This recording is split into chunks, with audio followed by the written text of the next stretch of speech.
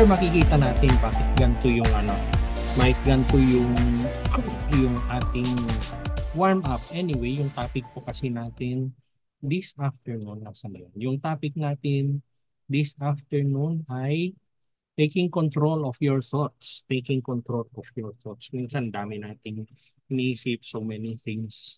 Minsan naliligaw na tayo, di ba? Dun sa mga iniisip natin, we think of things and sometimes we are drawn farther from God, hindi natin napapansin. Ang bilis ng ang bilis ng mundo ngayon, and as I always say, ang daming source ng information. Tapos yung maingay ang mundo, ang daming distractions, ang daming mga negative influences. Sometimes hindi natin alam na negative, only to find out later na, uy, parang masama pala yun. Ano. So, it is not beneficial for us pag nag-wild na yung imagination natin, pag nag-wild na yung yung pag-iisip natin, and it happens on a worldly standard, pero yung Bible kasi, it calls us to a higher standard. We will be seeing verses this afternoon na pinapakita sa atin na ito yung mundo, pero we have to be higher than the standard of the world. Isang challenge sa atin to transform our minds and take control of our thoughts. Pero even at the start, it has to be clear sa atin na pwede. It can happen. So hindi siya superficial change. Alam mo yung superficial change, yung hindi mo dinibdib ba? Hindi ka seryoso na nag-aalangan ka. Pero it is true. It can happen, yung change. We can take control of our thoughts. Hindi siya superficial, pero spiritual renewal ito that will align us dun sa will ni God. So yung study natin ngayon, we will reflect on the power of our thoughts and the importance of guiding them with the Word of God. Pero to begin with, bakit nga ba importante na i-control natin yung thoughts natin? Why is it important? Mahalaga ba na i-control mo yung thoughts mo? So, yung first na quotation natin, pabasa natin kay Mel. Mel, please. Okay po. Watch your thoughts, they become words. Watch your words, they become actions. Watch your actions, they become habits. Watch your habits, they become character. Watch your character, it becomes your destiny. Frank Outlaw. Yun. Thank you. Thank you, Mel. It starts with our thoughts. Pero ang ultimate na naaapektuhan ay yung ating destiny. Time and again, every time, lagi nating binabanggit sa Bible study natin na si God, meron siyang plinanong destiny for all of us. Maganda yung plano niya. May kanya-kanya tayong Jeremiah 29:11. Pero yung quotation nga ni Frank Lloyd, parang siya parang anong tawag doon, warning, precaution para sa atin that it starts with our thoughts and it affects ultimately our destiny. Ang tanong, how can we take control of our thoughts? How can we take control of our thoughts? Unang-una ay, probably you know this, be transformed by the renewal of your mind. Ano yung verse? Malamang alam niyo lahat. Ano yung verse na katapat nito? Sige nga, sinong makakahula ng verse? Be transformed by the renewal of your mind. Anong verse yan? Hula lang po. Sige, Romans 12 verse 2. parang. Oo, exactly. Oo. When pag yung subject is about transforming your mind, how's taking control of your thoughts, we will see more verses later. Pero ito yung pinaka, anong sabi niya? Do not be conformed to this world, but be transformed by the renewal of your mind. Dun muna tayo. Do not be conformed to this world. Merong standard ang mundo. Pero sabi nga dito, do not be conformed. Tapos, instead, be transformed by the renewal of your mind. By testing, you may discern what is the will of God. very often, ang isang very common na tanong, paano ko malalaman yung will ni God? Ayan, nasa screen. So, be transformed. It starts with a transformation within us. Kung hindi ka na-transform, huwag mong asahan na malalaman mo yung will ni God. Bakit? Kasi kung hindi ka na-transform, you are still conforming to the standard of the world. And if you are focused sa standard ng mundo, hindi mo malalaman yung will ni God. Ganun yon.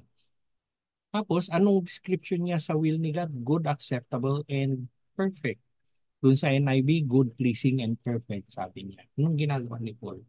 Sinasabi niya, encourage niya tayo, reject mo yung pattern ng mundo. Reject mo yung pattern ng mundo. It will not do you any good. Pero, ang mahalaga sa atin, we should have a renewed mind. Yung transformation is ongoing. Yung transformation, based dito sa scripture, is not a one-day event. Transformation is always ano yun, tuloy-tuloy, lifetime. Lifetime yon. We cannot be transformed enough to tell na fully transformed na ako, hindi po. There is always a next step. So yung transformation will require nga lang a conscious effort from our side. Hindi siya passive. Hindi siya mangyayari na lang, pero in order to be transformed, kailangan ng conscious effort sa atin. Ibibigay ni Lord yung open doors for transformation. Ibibigay niya yung pagkakataon for transformation. Pero it is for us to accept it. Tapos i-align natin yung thoughts natin sa truths of God.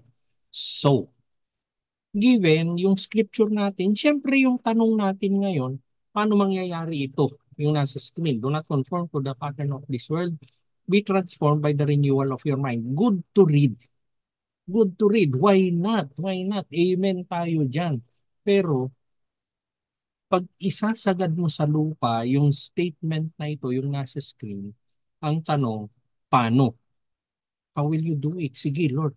Solve na ako dyan. Do not conform to the pattern of this world. Okay, Lord. Be transformed by the renewal of your mind. Sige, Panginoon. Paano ngayon? Meron akong sasuggest na tatlo. Yung Bible study kasi natin this afternoon ay papaling tayo mostly sa practical side. O lahat ng pag-uusapan natin, papaling ngayon sa practical side. We will take the scripture, pero we will look at the practical side of it. So how can this happen? Yung transformed by the renewal of your mind. Unang-una is immerse yourself in God's Word. Hindi na bago sa atin yan. Pero napaka-importante, foundational yan. Foundational para sa atin that you will be immersed, that you will immerse yourself in God's Word. Bakit? Kasi yung intro natin, sabi ko nga, ang ingay ng mundo.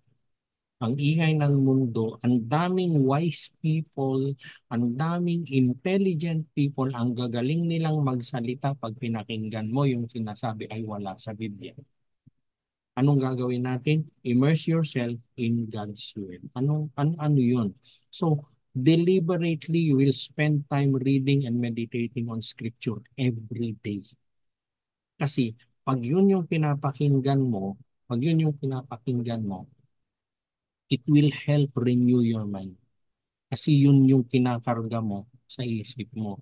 So, meron kang specific time for Bible reading, meron kang reading plan, para sa Bible. Maraming references para sa reading plan. I was looking yesterday at the most basic na reading plan na available sa mga bookstore, yung Daily Bread. Yung Daily Bread, it will help, really. It will help. Nung ako nagsisimula, Daily Bread actually ang ginagamit ko. So, up to today, ayan may Daily Bread pa ako. 2024 na Daily Bread. Hindi ko ginagamit everyday. Pero it is still important. Ang sinasabi ko lang, kung nahihirapan ka man, may reading plan. Merong binigay si Lord, maraming mga reading plan. You could always avail of that. I will not discourage that. Tapos, meron ka ng reading plan, pero it is not only a matter of reading. It is not a matter of reading, pero it is a matter of understanding. Yung lagi kong tinuturo, kasi hindi naman tayo Bible school eh. Pag Bible school ito, ang tinuturo namin sa Bible school kasi, for the student to have the habit of reading, i-require namin yan. Minimum of 4 chapters a day, basahin mo. I-require namin yon. Kasi para magkaroon sila ng habit of reading the Bible. Pero yung case natin, hindi. Hindi ko sasabihin yon. Pero ang sasabihin ko, basahin mo yung Bible mo up to the point na mayroong scripture na mangusap sa iyo. Once you reach that scripture, nangusap sa iyo, alam mo nangungusap si Lord, tumigil ka na. Tapos pakinggan mo na si Lord. Isulat mo na sa journal mo yon. Sulat mo na sa journal mo, and yun yung tutulong sa iyo. Yun yung tutulong sa iyo na yung transformation. Transformation mode by the renewal of your mind. Yun yun. So, napakalaga, binabasa mo. Sorry, binabasa mo, oo. Binabasa mo, pero it is not only, ano yun, alam nyo, ayoko kasi yung nagbabasa ka, nagkukota ka ba, na kailangan in one day makatapos ako ng ganito. Hindi. Kailangan kung meron ka mang quota, in one day, makarinig ka sa Panginoon. Yun yung quota. So, still the best time is the morning. Still the best time is the morning. Bigyan mo talaga ng oras yan.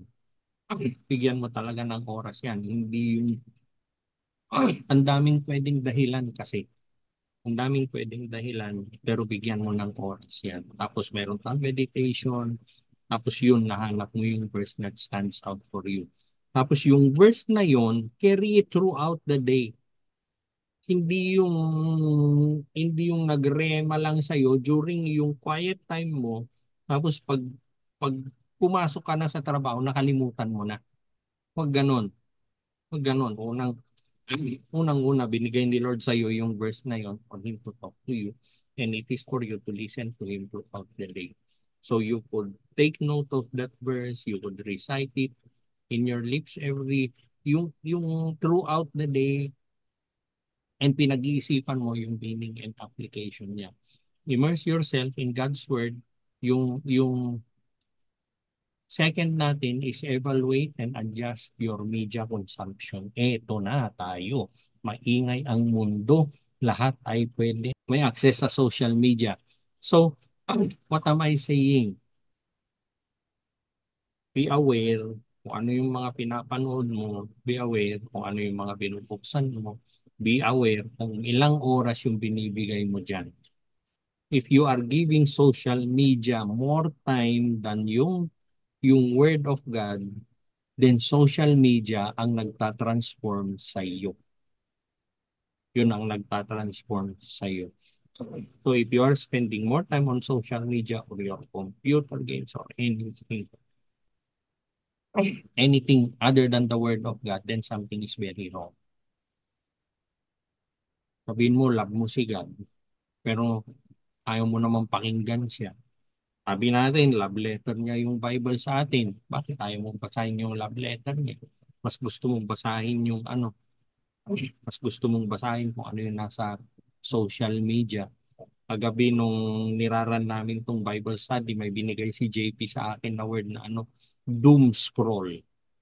Yung doom scroll, nag-i-scroll lang, nag-i-scroll lang. Tapos ang hinahanap niya kung saan siya magagalit, ano yung nakakasama, it will induce anger, yung mga doom scroll. Do you do that? Why don't you open your Bible? Why don't you open your Bible? So, very aware ka ano yung pinapanood mo, ano yung pinapakinggan mong music, ano yung nasa social media. Yung content, ang reference mo, ang benchmark mo of the content ay yung biblical values din. Do you see, do you hear, do you get biblical values dun sa nakikita mo sa screen mo? So it is good for us this afternoon na i-review natin yung media habits natin. We identify yung content, ano yung negative influences natin. Tapos we replace them yung mga wholesome, encouraging, spiritually edifying na alternatives. Palitan natin. So ang sinasabi ko, magse-set tayo ng boundaries, may margins ka ng iyong screen time para wala kang, alam mo yung scroll lang ng scroll. useless, mindless consumption. Kung may nakita ka na mga TV show, social media account na hindi nila pinopromote ang Christian values, then you have to change. Doon ka sa nagpo-promote ng Christian values, worship, inspirational content, spiritual growth. Yun yung focus natin. Tapos yung pangatlo natin, surround yourself with godly influence. Importante na meron tayong Christian community. Alam niyo yung saying na tell me who your friends are. Tell me who your friends are. Alam niyo yung katuloy nun? Tell me who your friends are. Ano yung katuloy nun? And tell me who you And are. I will tell you who you are. I will tell you who you are. Sabihin mo sa akin. I will tell you who you are. Yun. Thank you. Sabihin mo sa akin kung sinong mga kaibigan mo, sasabihin ko kung anong klaseng tao ka. Hirap, no? Oo. Pero yun. Kasi the people around you are the people who influence you.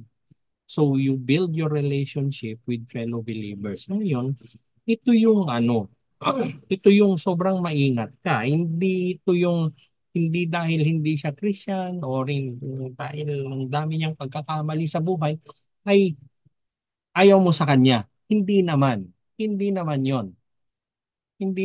You reach out to them, pero your influences are your fellow believers. You reach out to them, why not? Kasi kailangan natin gawin yon. Sabi sa Great Commission ni Matthew, Great Commission ni Mark, sinabi nila lahat yun eh. So we reach out to the lost, pero our influences are yung Christian community natin. So yun yung ito yun. Parang yung meron tayong small group, may Bible study group tayo, meron tayo, be part of it.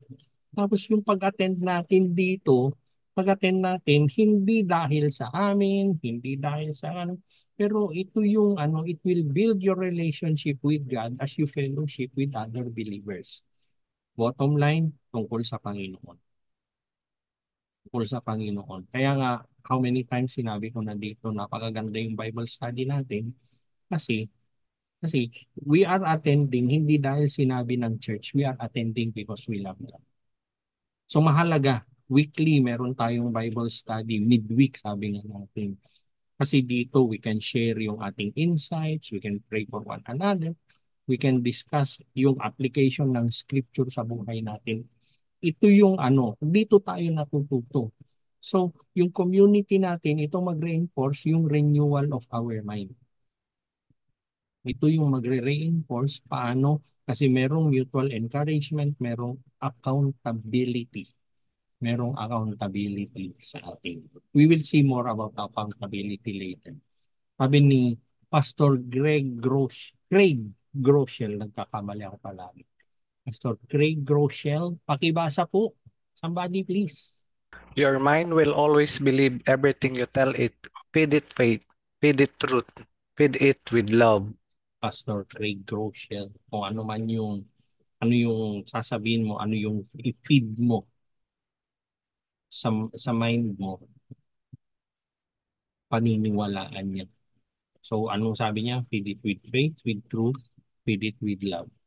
Yung second na point natin is set your mind on the Spirit. Set your mind on the Spirit. Ano yun? Romans 8:5-6, pakibasa po. For those who live according to the flesh set their minds on the things of the flesh, but those who live according to the Spirit set their minds on the things of the Spirit. For to set the mind on the flesh is death, but to set the mind on the Spirit is life and peace. Romans 8:5-6. Ay, nagbigay ng comparison ba? Nagbigay ng contrast si Paul between yung mindset on the flesh and the mind governed by the Spirit. Nasaan ko ba dyan? The flesh, makamundo, or governed by the Spirit. Yung mind controlled by the Spirit, sabi nga dun sa scripture, meron siyang life and peace. Unlike dun sa mind controlled by the flesh, meron siyang death. And in the same manner, parang yung ginawa natin kanina, pag nabasa mo to, okay na ako. Sige Lord, I will set my mind on things of the Spirit. Pero paano? Paano na naman? So Lord, sige, solve na ako dyan. Set my mind on the things of the Spirit. Okay. I want to do that, Lord, but meron na naman tayong suggestions. Paano ba pwedeng mangyari yan? Unang-una, engage in regular prayer, corporate, but more on personal and communion with God. Corporate prayer is good, pero it starts with something more personal. Itong coming Monday, meron kaming co-mentoring meeting kasamang mga pastors, they are pastors, they are leaders of different churches, pagkakaibang church. Ang isang ituturo ko doon is invest more on your personal relationship with God. Invest more on your personal devotions with God. Hindi yung nag-i-invest ka for something outside of you, no. Magsisimula sa loob, palabas yan. Ganon din yung prayer natin. Maganda ang corporate prayer, pero mas mahalaga yung personal. Nag-iisa ka. Maalala nyo dun sa Matthew 6, nung tinanong nung mga disciples kay Jesus na, teach us to pray. Teach us to pray, sabi niya. Tapos ano yung sinabi ni Jesus? Go into your room, lock the doors, and pray, our Father. So, ang in-emphasize ni Jesus ay yung personal na prayer. Yung in-emphasize niya. Hindi masama ang corporate prayer, pero it starts with something personal. Yung regular prayer, ito yung mag-a-align sa atin, yung thoughts natin sa desires of the Holy Spirit. Yan yung mag-a-align. Bakit? Kasi sabi sa Romans, we do not know what to pray for, but the Holy Spirit gives us kung ano yung mga pinagdadasal natin. So our act of praying, yung words, yung prayer is drawn from the Holy Spirit. When we pray, ini-invite natin si Holy Spirit to guide us, to influence our minds.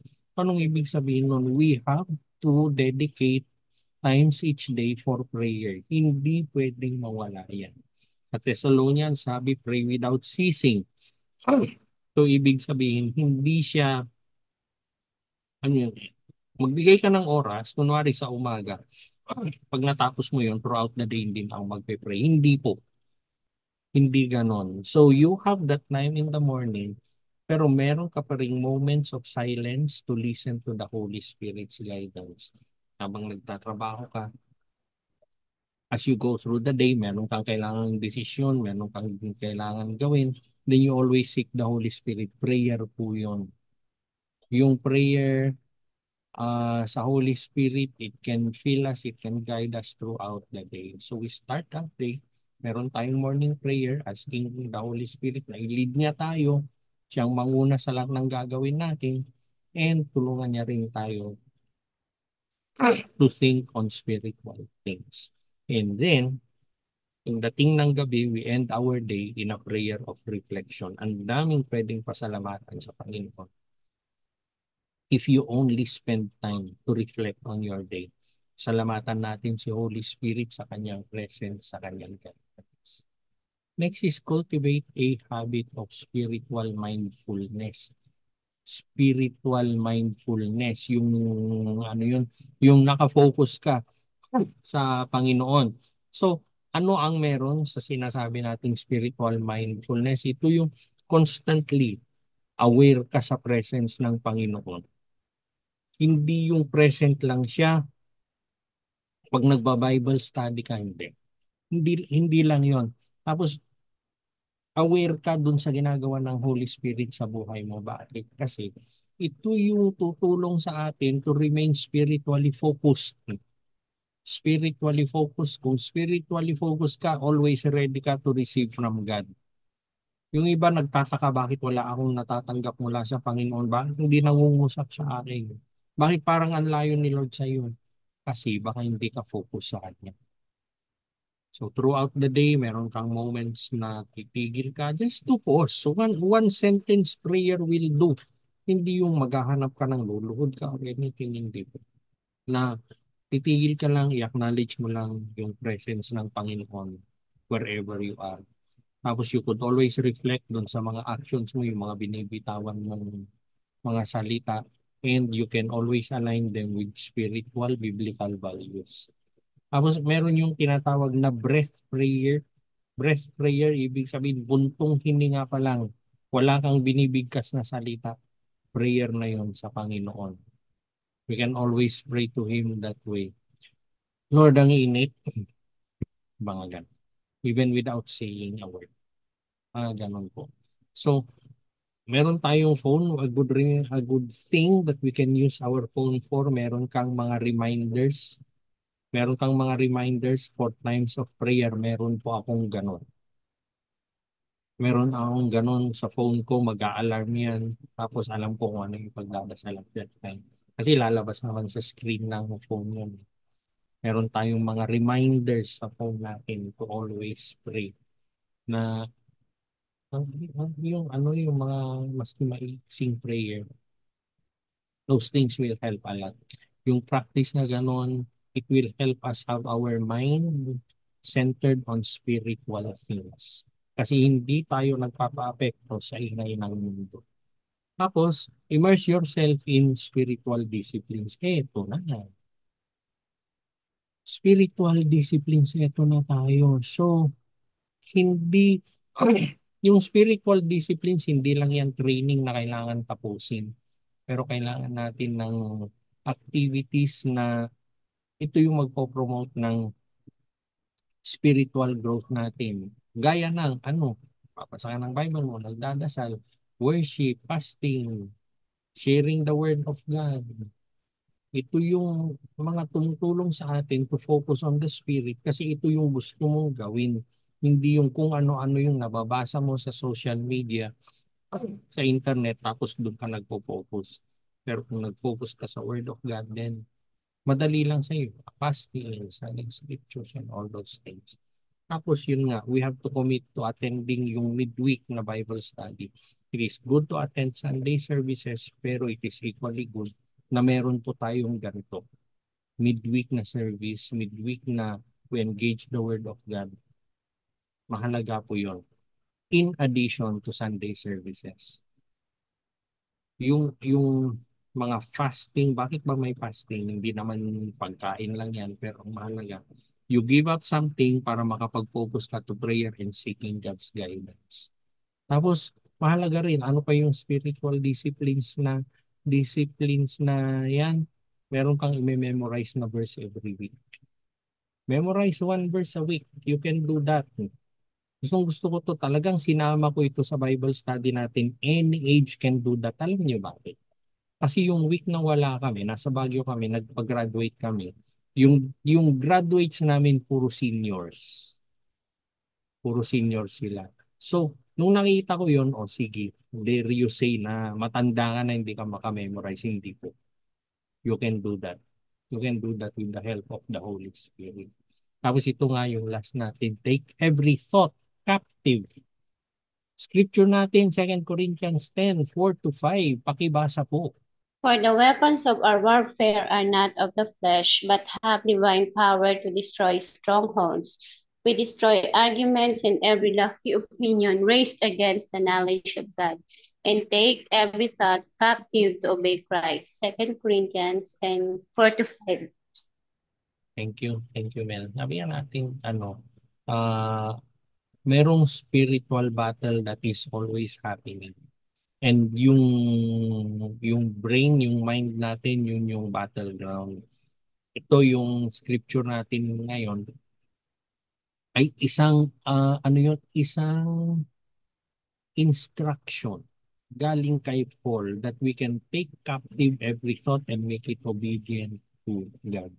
Alam nyo, kung meron man isang verse na sinasuggest ko na i-memorize yung verse 5, maski yung second part ng verse 5, take every thought captive to obey Christ. Every time Every time na merong hindi magandang thought, meron kang nakita, meron kang naisip na hindi dapat, na hindi maganda, then you could always declare, I will take this thought captive and make it obedient to Jesus Christ. I will take this thought captive.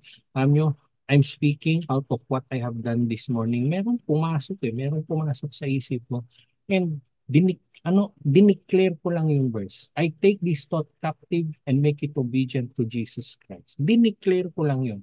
Alam nyo ngayon, hindi ko mga matandaan kung ano yun. Kung ano yung thought na yun.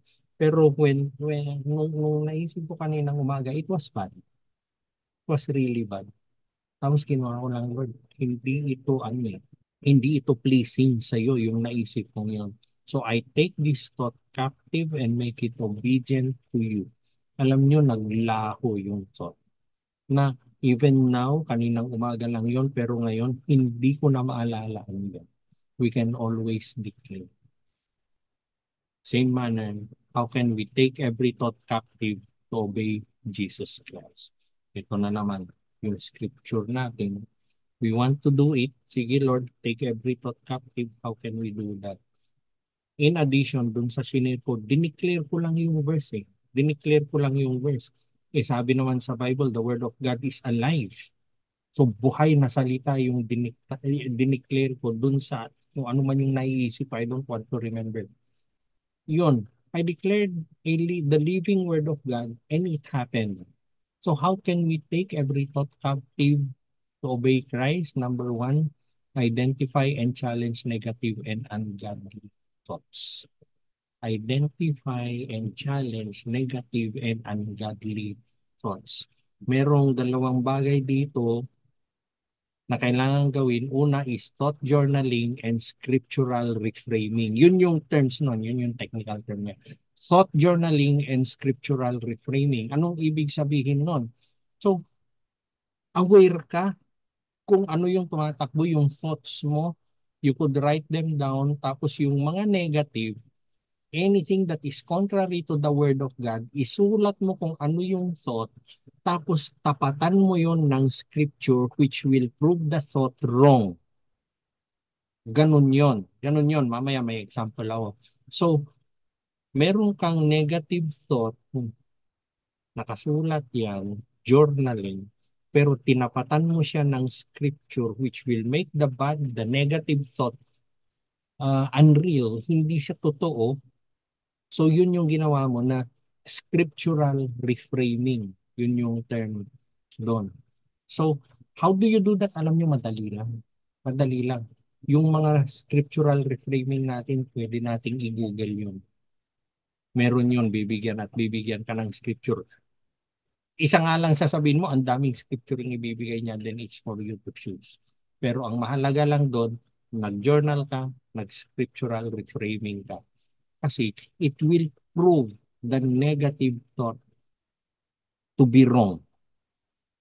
Pero ang mahalaga kasi dito, mahalaga may journal ka. May journal ka, nakasulat doon, ano man yung negative, ano yung unbiblical thought as they occur. You could write them down. Tapos you could reflect on that thought. Tapos ano yung katapat niyang scripture to prove this wrong. Tapos sulat mo yung biblical truth para kumontra doon. Example, there would be times na baka maisip mo parang wala akong silbi. I look so worthless. I look so useless. Feeling mo sa sarili mo. Maybe the things na nakita mo sa social media, maybe ganun ka itrato, kung saan ka man nagtatrabaho. Parang napaka-worthless ko. Susulat ko ngayon sa journal ko yung thought na I am worthless. Pero ano yung itatapat kong scripture? Psalm 139:14. Praise you because I am fearfully and wonderfully made. I am a masterpiece. I am a masterpiece. So nagkaroon ako ng scriptural reframing. Sulat mo yung verse next to the negative thought. Tapos meditate on it. Tapos you replace the lie with the truth of God. Scriptural reframing. Yun po yun. Yun po yun. Next natin is to memorize and meditate on scripture. Ito na naman. Ano yun?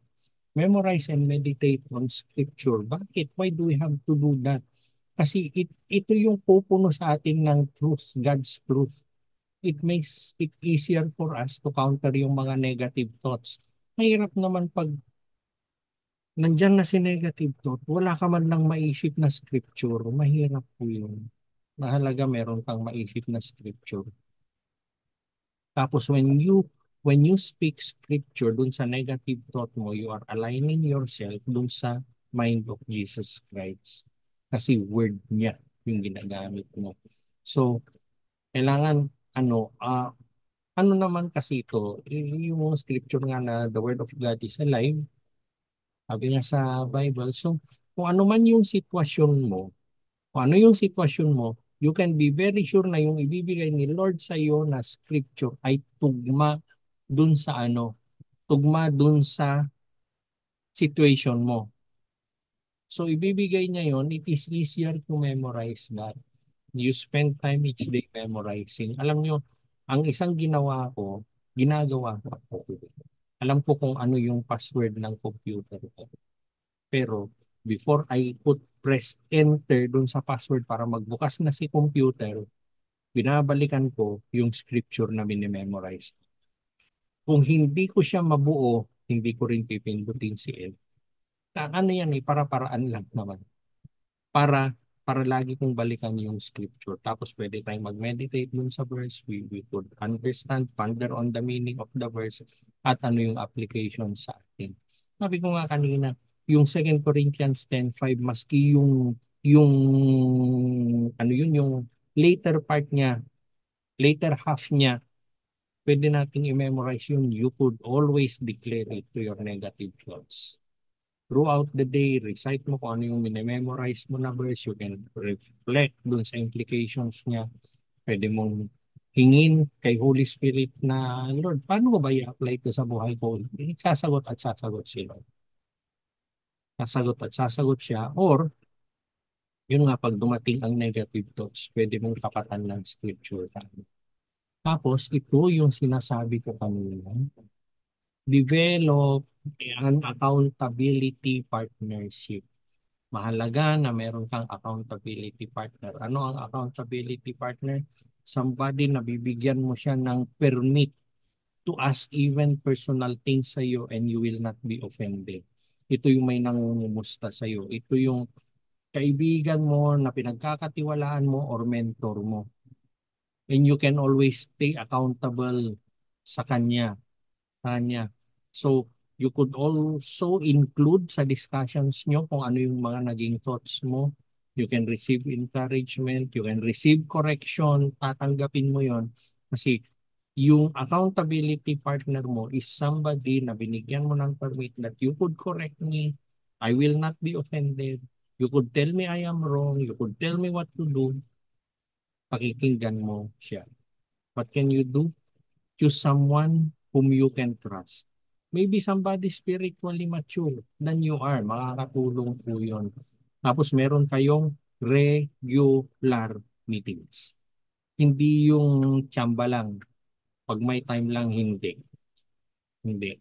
Alam niyo yung, kunwari yung tsamba lang, yung pag may time lang. Humahaba yung time in between eh. Hanggang sa mawala na lang. Maparaan ang kalaban eh. Yung mga accountability partner, mentor meetings natin, be open, be honest about yung struggles mo. Be ready to receive feedback, be ready to receive prayer dun sa partner mo. And yun nga, uulitin ko, regular meeting kayo. Regular meeting, you could discuss specific things, and you could also, pwedeng dalawa kayo na mag-pray na meron akong naging thought na gano'n, then we will pray together. We will pray together. Kasama mo siya to consider that thought, tapos pagdadasal nyo na we take captive this thought and make it obedient to Jesus Christ. Will always work. You can always pray for each other dun sa accountability partner. John Piper, ano ang sinabi niya sa atin? Pakibasa po. The battle for the Christian life is not fought on the stage of our actions, but on the stage of our thoughts. Yeah. John Piper. The Battle of the Christian Life. So John Piper yun ang sinabi niya. So ito yung pinag-usapan natin this afternoon. Be transformed by the renewal of your mind.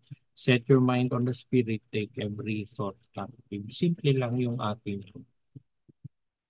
breakout mode. In what ways can you actively replace negative thoughts with positive God-honoring ones? Ay, very specific yung tanong. When you replace yung negative thought, it has to be positive but God-honoring. Maraming positive na wala naman sa Biblia. Maraming positive that are not God-honoring. Follow your heart. Saan nakalagay sa Biblia yung the heart is deceptive. Sabi ng Bible, so why do you follow your heart? Come follow me, sabi ni Jesus Christ. We follow Him. Yung mga ganon. So, maraming ingay ang mundo, pero nasaan ka?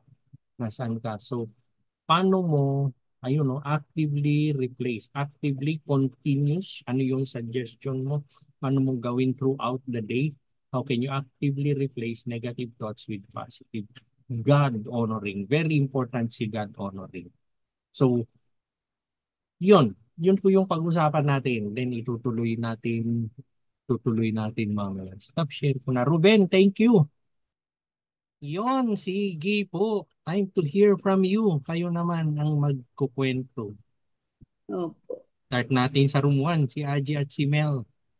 Nawala Sige. daw sila. Naka- Ayan pala sila. Oh. Ako na po. Ako daw po.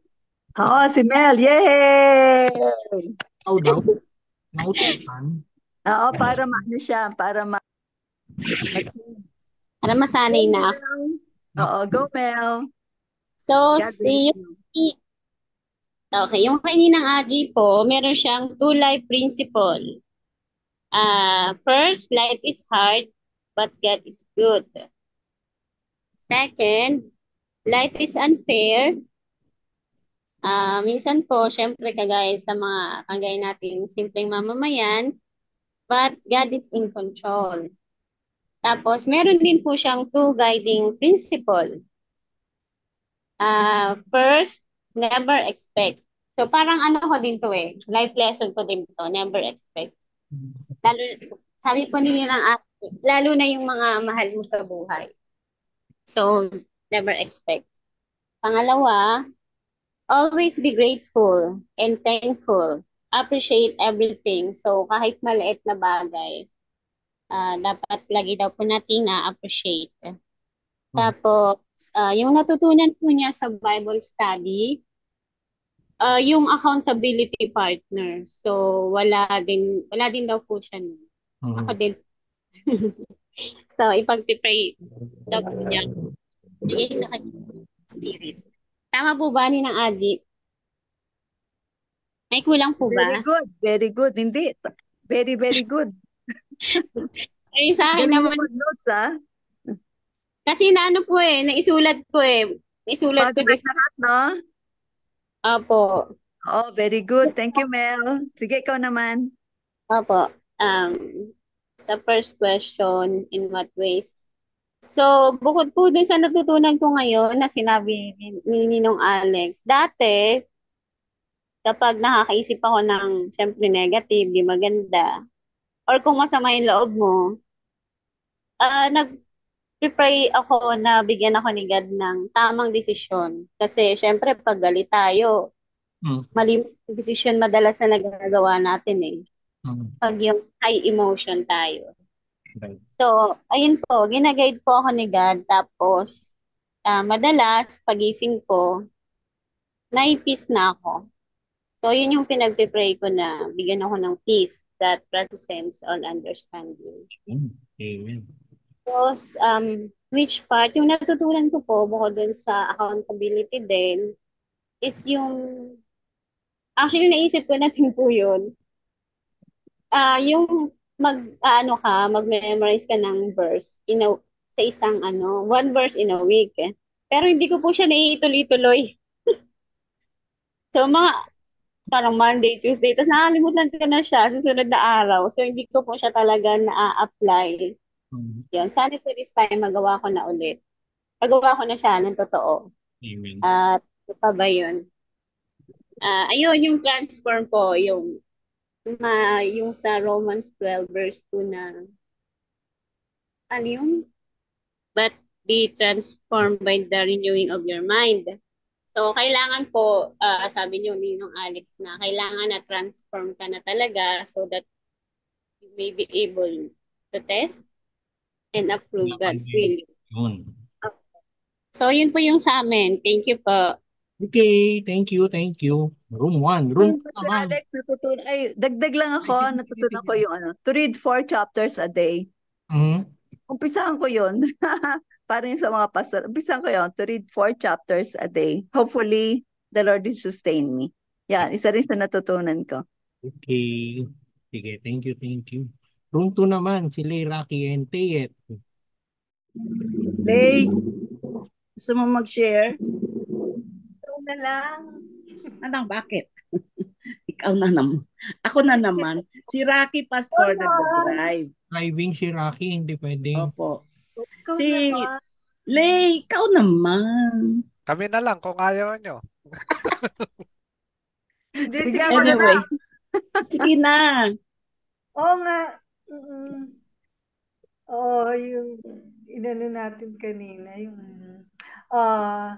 kay si Steyat naman, ang naano niya, ah yung sa, yung take, yung to take the captives every thought, take aid by thought sa captive, yun ang ano sa kanya, na kung ano yung naiisip niya, yung mga negative thoughts, i-disregard niya. Then meron siyang verse na share sa amin kanina yung Psalm Psalm 139, verse 23 and 24. Psalm 139, verse 23 to 24. Sabi ko nga sa kanya, yung ako, ayoko ng 23, yung 24 na lang. Kasi nakalagay dito, search me, God, and know my heart. Test me and know my anxious thoughts. Sabi ko, parang kinabahan ako sa test. Sabi ko, pwede yung ano na lang, search me, oh God. Tawa nga si tapos ang next, see if there is any offensive way in me and lead me in the way of everlasting. Yun naman din yung inano ni Sister Teyet, yung kanyang renewing of minds. Tapos yung to transform, yun na nga din yung transform. Romans 12, don't be conformed to this world, but be transformed. Oo. Yun, sinare ko rin na si Lay naman parating tumatambay noon naman yun, pastor, na tambay siya sa past. Lalo na nung bago daw siyang may hinaharap na problema. Pero buti ngayon wala na. Yun ang maganda. So, I believe we encourage each other na we should always remember to put on all the armor of God. Yung armor of God, kasama dun yung word of God, yung sword. Lahat-lahat, it will summarize our walk with God when itong apply the word as the sword. Of course, yung lahat ng negative thoughts natin, take captive every thought, lalo na itong verse na Psalm 39, you know my anxious thoughts, Lord. Alam mo yung mga dumadaan sa akin. Nga, sabi ni Sister Nieva kagabi, hindi naman talaga normal kung wala tayong challenge every day. May challenge talaga tayo. So, the only way we will overcome negative with positive is really the Word of God. How do we do that? Pray, read His Word, pray His Word. Kagaya ng sabi niyo nga, Pastor, declaring His Word. We have to declare that is our weapon and that is the sword, which is the Word of God. Yun lang po. Meron ka pa idagdag. Si Rocky hindi yata makasalita pa. Ano ko kay Sis Rocky, yung kanina yung sinabi nga niya, yung wag nang manood ng mga witchcraft. Sabi ko, ay nako, bala ko pa naman isunod yung Alchemy of Souls kasi sabi nila maganda daw eh. Pero nasa bucket list ko nga eh. Ay, sabi ko, wag na. Sabi ko ganun. Kasi nga pumapasok din. Yun na nga, Pastor eh. Ang natutunan ko ngayon, yung ang battleground natin is yung mind. Kaya nga minsan nga, sabi ko nun, kasi minsan, pagka nagsasalita ako nun, hindi naman ako bad words, kaya lang, very offensive. Kapag naiinis ako, yung talagang ma-offend ka. Ganyan, sabi ko, di ano ngayon, lahat pala yun, di ba? Nanggagaling, bago ka magsalita, papasok mo na yun sa utak mo. Oh, yun nga, ay, oo nga pala, sabi ko, ang battleground natin is our mind. Kaya bago pa lang yung pumasok, nag-uumpisa pa lang yung pumasok, i-cut na natin. Then mag-ano na tayo ng Bible, lagyan na natin ng Bible verse. Kasi Bible verse. hindi siya, kasi kung i-entertain mo siya, hahaba na hahaba yun, tapos na-enjoy mo na, which is sa, hindi pleasing kay God. Oo, kaya minsan kaya sabi kong gano'n, yun na nga din, yung kay ano din na para bang, yun na nga, isa pa nga yung kay Sis Lucky, yung, naku, sabi ko, hindi na nga ako manonood nung Oo. yung may witchcraft. Kasi minsan, kasi noon kasi gusto ko yung mga manood ng mga ganun eh. Oo. Lalo na yung sinasabi ni Rocky ng Game of Thrones. Sabi ko, sinabihan daw niya yung mga anak niya, huwag na kayong manood niyan, lalo na kung mayroong mga palabas na mga nude o kaya devil. Kasi nandyan yung papasok yung kaaway, yung spirit ng kaaway. It will penetrate your mind. Yun na nga, bottleneck natin yung mind. At saka nandun na mag-uumpisa yung witchcraft kasi po punong-puno ng witchcraft yung mga movies. So sinabi din sa Word of God sa Bible that we should not entertain those kinds ng mga witchcraft. It really is segregating ourselves from the world. Yun lang po, Pastor. Thank you. Yun, sige po. Thank you. Ruben, Thank you po. your turn. Yun, kami na. Siyempre. Yung sa amin ni Brother Sunny, parang paras lang din kami ng ni Brother Sunny ng napag-usapan. Regarding doon yung sa thoughts kasi parang yan yung magiging mindset. So, nangyayari nga, sabi nga namin, di ba Brother Sunny, na parang yung mga hindi mo in-expect na lalabas sa big mo, parang kusa na lang lumalabas, hindi mo naman intention na sabihin. Sabi namin ni Brother Sunny, oo nga, no? Di ba? Nag-uumpisa kasi sa puso yun eh. Kaya nailalabas ng di ba, namumusa isip at nailalabas ng bibig. So, sa amin dapat, dapat yung para ma-replace namin yung mga negative thoughts na yun, Pastor Alex, is dapat talaga punuhin mo ng punuhin ng salita ni Lord yung Okay. yung puso at isip mo. Kasi hindi ka, 'di ba? Kasi hindi naman magre-rema sa iyo yung mga positive or yung sa word ni Lord kung hindi natin nababasa yung doon eh. So parang sabi ko kanina kay Brother Sunny na yung sa thoughts, example, may nagpi-preach. Parang nag-uumpisa ng mag-question yung isip ko. Nakikinig lang ako, sabi ko kay Brother Sunny, nangyari yan sa akin na parang parang nag-automatic yung isip ko na tama ba itong pinag-ano to? Sabi ko kay Brother Sunny, nangyari yan sa akin. So, sabi ni Lord kasi, dapat tuloy ako yung sa Philippians eh. Kahit masama o tama yung sinasabi niya, at least na-preach si Lord. Di ba? Sabi ni Apostle, yung gano'n. So, pakinggan mo kung anong dapat mong pakinggan. So, may mga ganong, Pastor Alex, na nangyari din sa akin. So, sabi, parang, yun nga, paras kami ni Brother Sunny, pag lumalabas ng daan, gano'n, di ba? Biglang may magkakat. Sabi ko, makakapagsalita ka ng di ba? Parang na-mindset na kasi na di ba? Example, magsasabi kami ng GAGO, parang na-mindset na sa bibig. Parang naka-mindset, bakit lagi yun ang lumalabas every time na So, dapat palitan namin yung mindset. Dapat Lord, salamat at hindi na disgrasya yung dapat i-renew mo yung mo eh. So, at para mapalitan yung mga negative thoughts na yan, kailangan mo lalo na paulit-ulit, kailangan mong i-accept o kailangan sabihin mo kay Lord na weakness mo talaga yon. Para kasi sabi ko kay Brother Sunny last time, parang ba't kaya hindi nawawala-wala yung mga ganyan?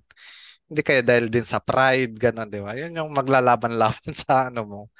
So wala, sabi nga na Brother Sunny, wala naman din talagang mawawala, hindi naman din kabawasan sa pagkalalaki mo kung tatanggalin mo 'yon. So dapat palitan talaga ng ano, 'di ba? Sabi nga ni Lord, kung ginawan ka ng masama, 'di ba? Kailangan palitan mo ng mabuti, 'di ba? 'Yun yung mga ano, kung 'di ba? Pagpipray mo pa nga 'yan, 'di ba? Kung nagugutom, pakakainin mo. 'Yun yung mga ano, so dapat lang talaga na ano, yun yung lagi nating ano sa Bible study, 'di ba? Dapat mag-consecrate ka ng puso mo, 'di ba? Lagi na ano, kasi dapat kung malinis ang puso mo, malinis din ang mamumuo sa isip mo eh. So lahat nag-i-start talaga sa heart. So, yun, kung ano yung pinapakain mo, 'di ba? Kung ano yung iniisip mo, parang yun yung nagmamanifest. So, imbes na ano, yung sa Philippians 4:6 ba yun, Pastor Alex, na isipin mo na yung mga magagandang bagay. So para yun yung magmanifest. At kung ano, yung sa accountability partner naman, napaka-importante. Kasi si Brother Sunny may accountability partner. Kasi maganda yung lagi mo ding nakakasama. Parang si Brother Sunny, yung asawa niya. Kasi siya yung witness ng mga ano mo. At kung may mga babaguhin. So napaka-importante din talaga nung ano, accountability partner. Tapos napaka-importante din yung ano,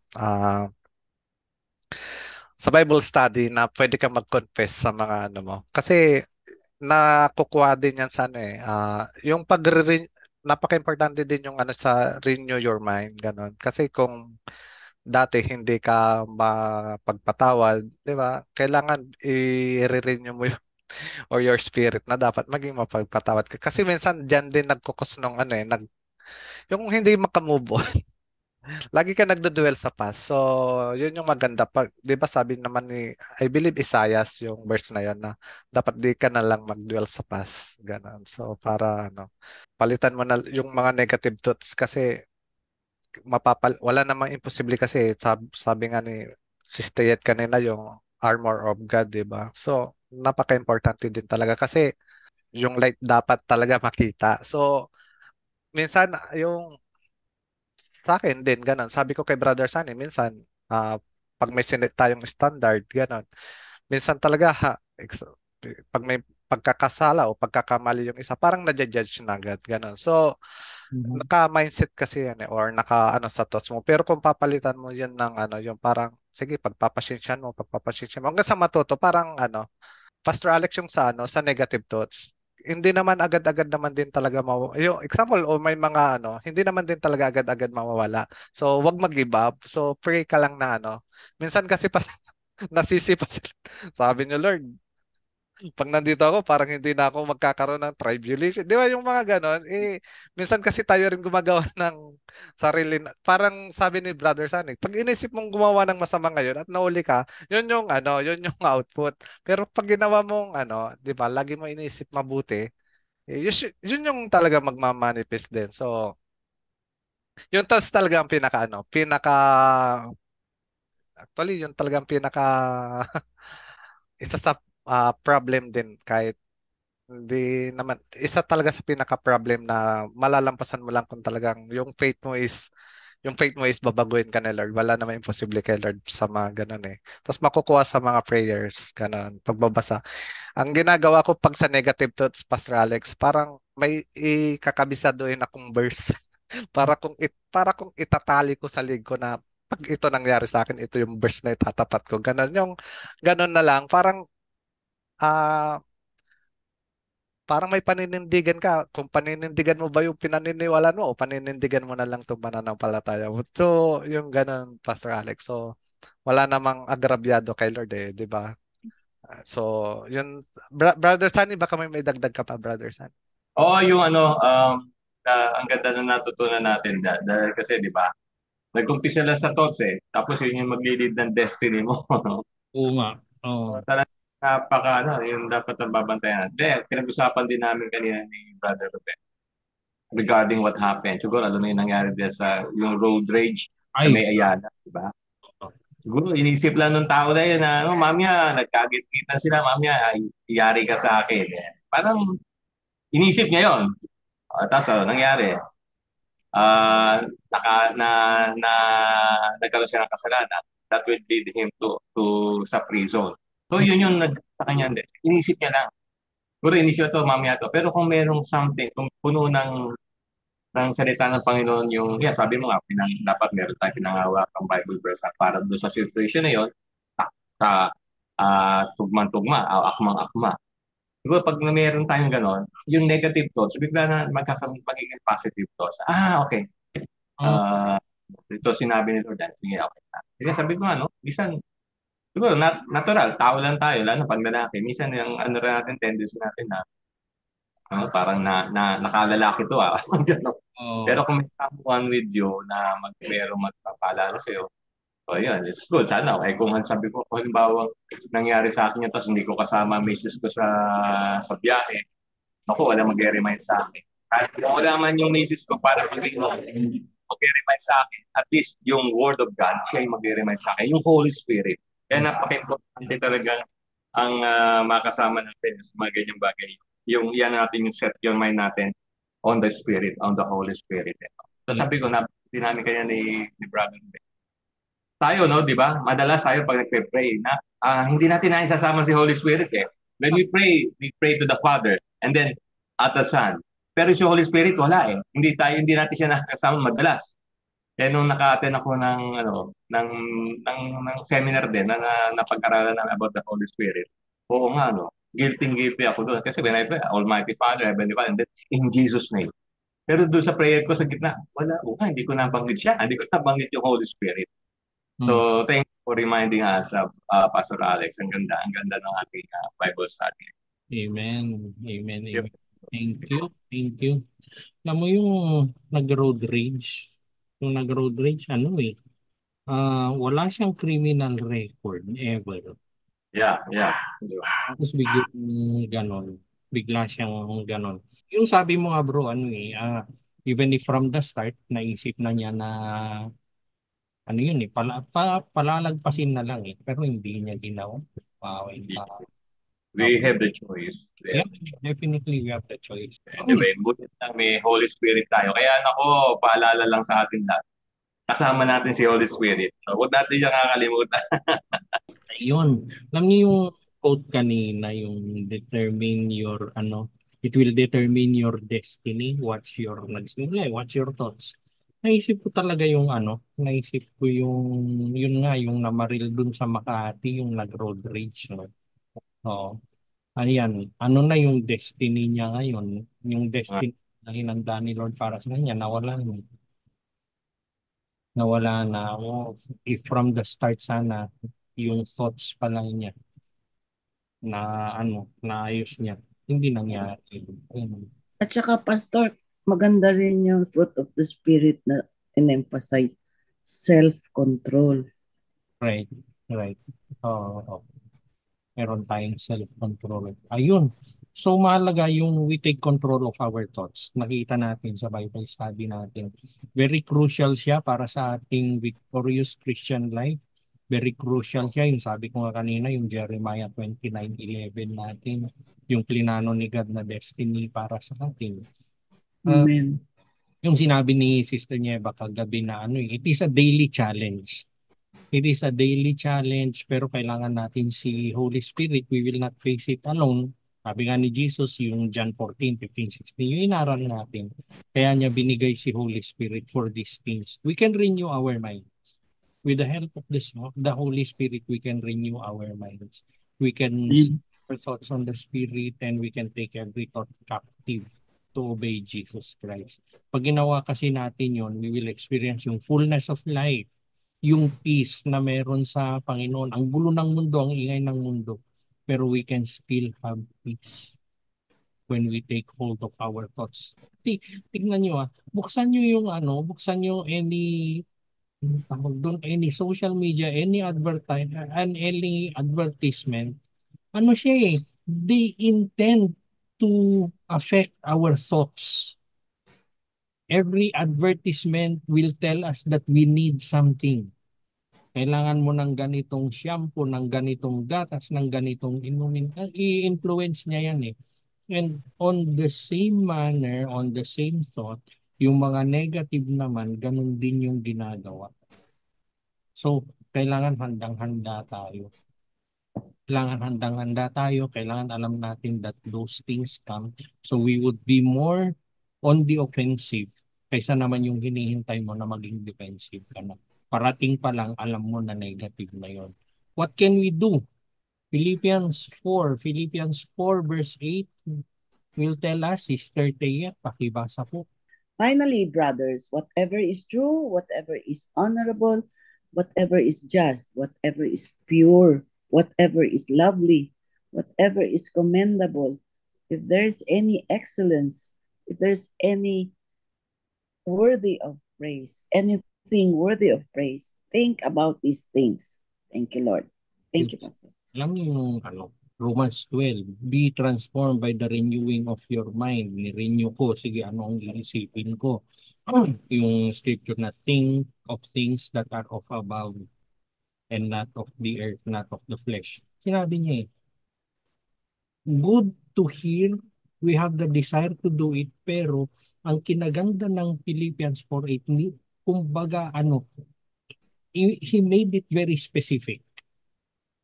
He made it very specific. He made it very clear kung ano yung iisipin mo. Ano yon? True, honorable, just, commendable, excellent, pure, lovely. Sabi niya. So, ano tayo? We are not left na lumulutang. We are not left na hindi natin alam. Sige, gusto ko yan, Lord, pero paano? Ayan Philippians 4:8. Ito yung isipin mo. We can take control of our thoughts by thinking of what we see on the screen. Yun po. So, yung sabi ko nga kanina, transformative journey siya. Nobody could ever claim na wala nang pwedeng baguhin sa akin. I am fully transformed. No, it is a journey that happens as long as we're living. Pero God made very sure kung ano yung content, ano yung nasa journey na yon. We can always trust God. For our thoughts, pwede na tayong mag-align sa kanyang will. How will we align to His will? Ayan nasa screen. Ayan whatever is true, honorable, and everything sa Philippians. Okay. Yun po. Amen. Amen. Sana nakatulong ang ating Bible study. Ayan. Amen. Amen. Amen. Yung prayer natin, siyempre kakantahin ulit natin ang ating prayer. Teka, hindi ko yata. Amen. Yun, thank you everybody. Sana nga ba yun? Stop sharing.